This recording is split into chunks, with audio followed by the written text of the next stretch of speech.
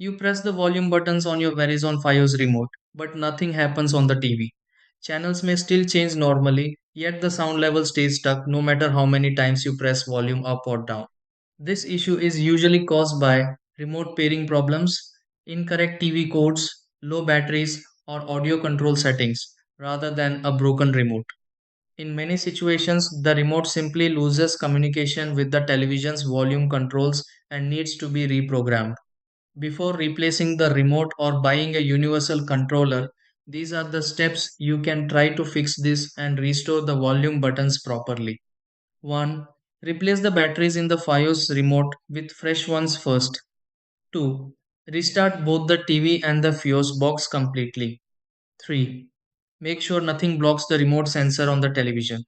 4. Reprogram the Fios remote using the correct TV pairing setup. 5. Check if the TV volume changes using the physical TV buttons directly. 6. Confirm the audio output settings on the TV are configured properly.